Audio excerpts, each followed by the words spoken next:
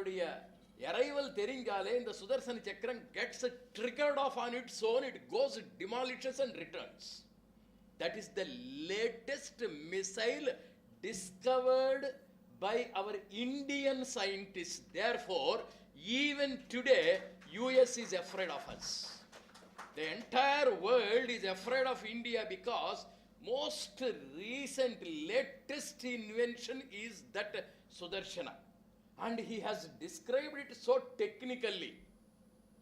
இது சொல்லும் பொழுது அப்துல் கலாம் சொன்னது உண்மை. By 2020 we become a superpower. No enemy will be daring enough to enter our territories because we are very well equipped with the forces. இது எல்லாம் நம்ம படிச்சு பார்க்கும் பொழுது what a great country it was. Swami Vivekananda's approach is overall approach. That means we are a superpower spiritually. We are a superpower ethically. We are a superpower morally, nationally, socially, intellectually, emotionally, and physically. At every level we are a superpower according to Swami Vivekananda. இப்படிப்பட்ட நாடு பிப்ரவரி மாதம் 2ஆம் தேதி 1835 1835 விவேகானந்த சுவாமி பிறக்கிறதுக்கு கிட்டத்தட்ட 30 வருஷத்துக்கு முன்னால. Swami Vivekananda was born on the 12th of January 1863. 1835 February 2nd அன்னைக்கு Macaulay has written a letter to the British Parliament. That letter is available with us. அதில் அவர் எழுதுகிறார், India is a superpower morally. How? I traveled the entire length and breadth of this country. I have never seen a single beggar anywhere in the land. 2. I have never seen a theft. திருட்டு அல்லது begging I was unable to find. இப்படிப்பட்ட சிறந்த நாடே நம்ம conquer பண்றது it is impossible. It's a super power. எப்படி நம்ம conquer பண்ண முடியும்? அவங்களுடைய உயிர் நாடாக இருக்கக்கூடிய அந்த தர்மம்னு எல்லோருமே நாட்டில் சொல்லிட்டே இருக்கிறாங்க, அதை கெடுக்கணும். Unless we ruin that backbone, that nerve center, we cannot continue to rule them. அப்படின்னு சொல்லி திட்டம் போட்ட முதல் லெட்டர் 2nd February 1835. அதுக்கு பிறகுதான் 30 வருஷம் தள்ளிதான் சுவாமி விவேகானந்தா was born. விவேகானந்தர் பிறந்த பிறகு கொஞ்ச நாள் அவர் எலிமெண்டரி ஸ்கூல்ல படிக்கிறார். அவருக்கு இங்கிலீஷ் பிடிக்காது. Swami Vivekananda was very allergic to English, very averse to English. He hated English. காரணம், நம்மளை அடிமையாக்கினுடைய மொழி தான் நாம் படிக்கிறதா? No, never. He was very much resisting that. அப்பா பேரு விஸ்வநாத தத்தா. ஒரு நாள் 2 நாள் அவர் கோர்ட்டுக்கே போகாமலே, he was making a lucrative business, he was earning a lot. He stayed at home and he convinced logically Swami Vivekananda, சத்ருனுடைய மொழி கத்துக்கிட்டாதான் சத்ருவை அடிக்க முடியும். Unless you know the ways of the enemy, unless you know the psychology of the enemy, unless you know the language of the enemy, you cannot win him. அப்படினு சொல்லி convince பண்ணி வச்சிருக்கிறார் Viswanatha Datta. For full 2 or 3 days he sat at the desk.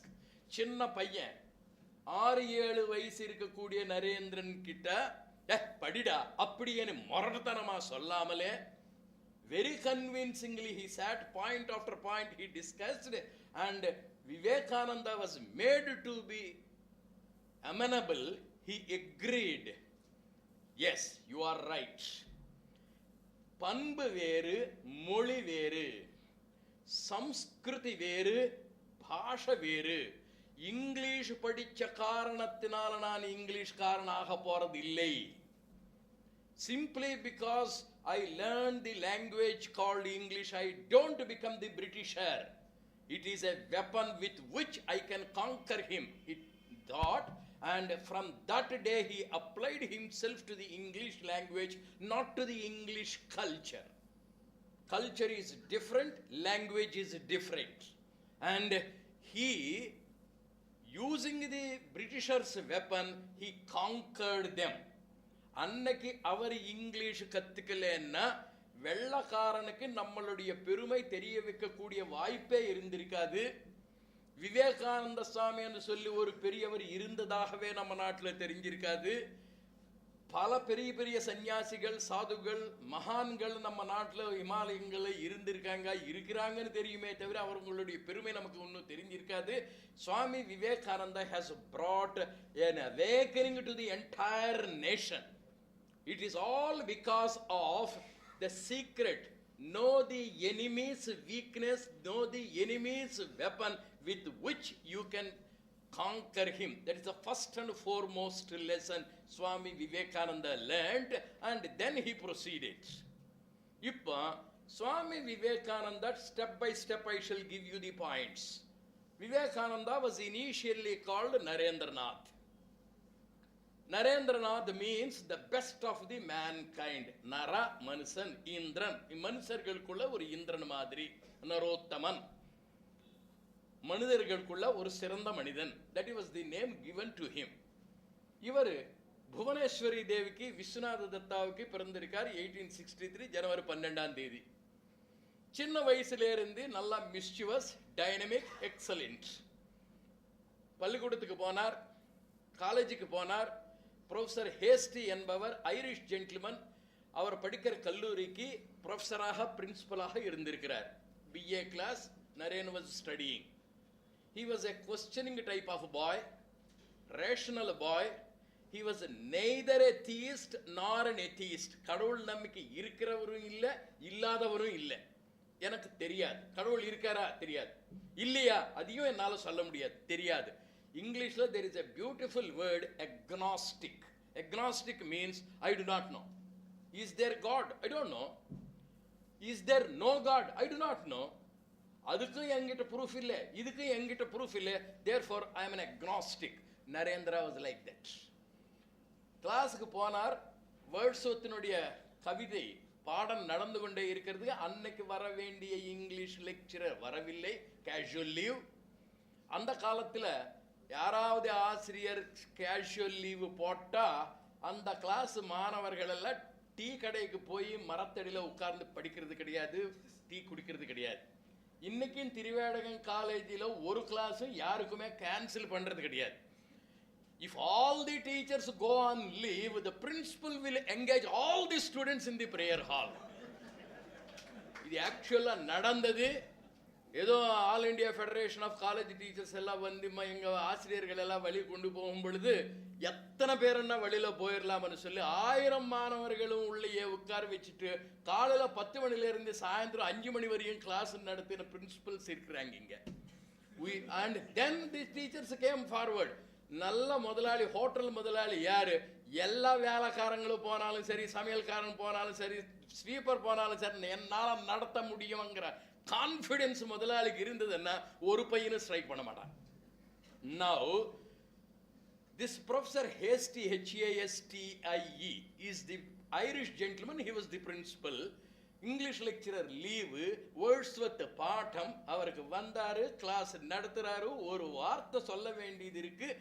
TRANCE, டிரான்ஸ்ங்கிற வார்த்தைக்கு இங்கிலீஷில் இருக்கு. அதுக்கு பெங்காலியில் பேசுறதுக்கு இவருக்கு இங்கிலீஷ் பெங்காலி பாஷை வராது.